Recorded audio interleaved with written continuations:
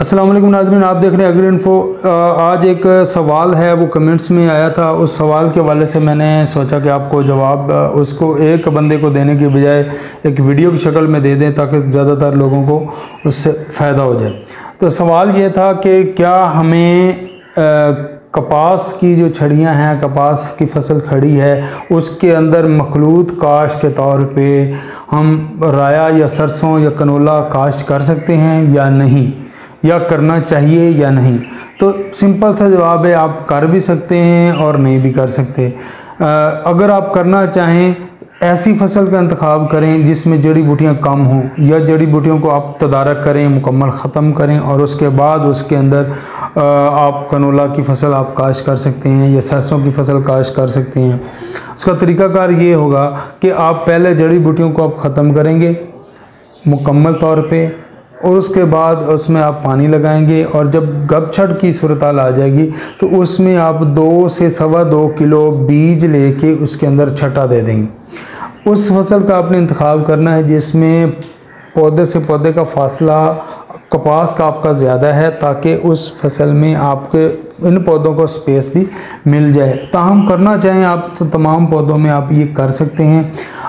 ज़मीन का नरम होना ज़रूरी है। जब आप पानी लगाएं और उसके बाद वो गप वाली जो है, जैसे वो कीचड़ सा बन जाता है, वो ज़रूरी है। अगर वो कीचड़ सा नहीं बनेगा तो आपके पौधे उस मिट्टी के अंदर पवस्त नहीं होंगे, उस मिट्टी के अंदर जाएंगे नहीं, उनके ऊपर मिट्टी नहीं आएगी, तो आपकी वो पैदावार कम होगी।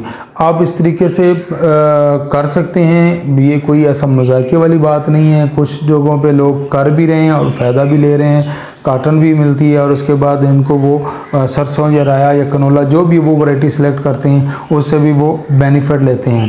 हाँ, ज़्यादातर मैं रिकमेंड करूँगा अगर इस तरह आप कर रहे हैं तो आप उसमें राया की कोशिश करें, राया लगाएं। और कनोला लगाना चाहते हैं तो फिर आरी कनोला जैसे कि मैंने बताया वो आप लगा सकते हैं।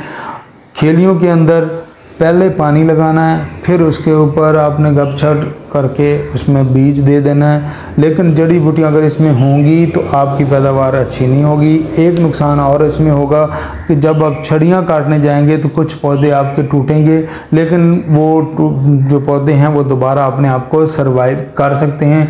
ऐसी फसल का इंतखाब करें जिसमें काटन आपको उम्मीद हो कि 2-4 मन 5 मन मिल जाएगी, आप रिस्क फिर लें। अगर आपको पता है कि ये क्रॉप आपकी टर्मिनेट हो रही काटन की, तो फिर बेहतर है कि उस क्रॉप को ख़त्म करके उसके बाद फिर आप इस चीज़ को लगाएं। हाँ, अगर आप करना चाहें तो उसके अंदर बआसानी कर सकते हैं और कामयाबी से कर सकते हैं। इसका फ़ायदा एक ये भी होगा कि आपका वक्त बचेगा।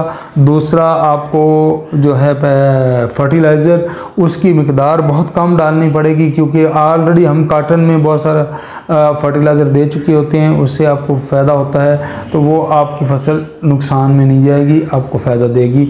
बहुत शुक्रिया।